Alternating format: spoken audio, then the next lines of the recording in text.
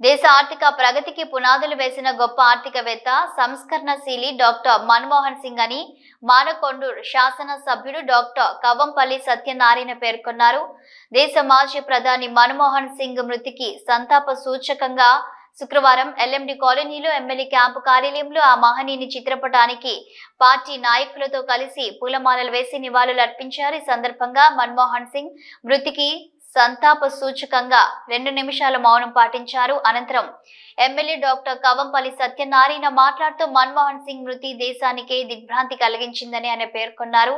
ఆయన మరణంతో దేశం ఒక గొప్ప ఆర్థిక మేధావిని కోల్పోయిందన్నారు. 1991లో నరసింహారావు ప్రభుత్వంలో ఆర్థిక మంత్రిగా బాధ్యతలు చేపట్టినప్పుడు దేశ ఆర్థిక వ్యవస్థ దివాలాకు దగ్గరగా ఉందని, అలాంటి అవమానకర పరిస్థితుల నుంచి గర్వంగా తలెత్తుకునేలా దేశాన్ని ఆర్థికంగా శక్తివంతం చేసిన ఘనత మన్మోహన్ కే దక్కుతుందని డాక్టర్ కవంపల్లి అన్నారు.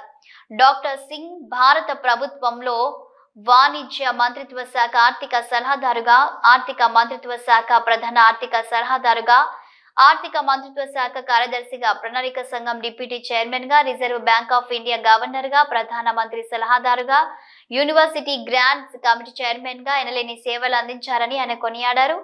ఈ కార్యక్రమంలో కాంగ్రెస్ పార్టీ నాయకులు సుధగోని లక్ష్మీనారాయణ గౌడ్, మోరపల్లి రమణారెడ్డి, బి రాఘవరెడ్డి, ఉట్కూరి వెంకటరమణారెడ్డి, ఐరెడ్డి మహేందర్ రెడ్డి, గుడిసె ఐలయ్య, పసుల వెంకటి, తుమ్మనపల్లి శ్రీనివాసరావు, పడాల శంకరయ్య, మామిడి అనిల్ కుమార్, భాస్కర్ రెడ్డి, కొత్త తిరుపతి రెడ్డి తదితరులు పాల్గొన్నారు.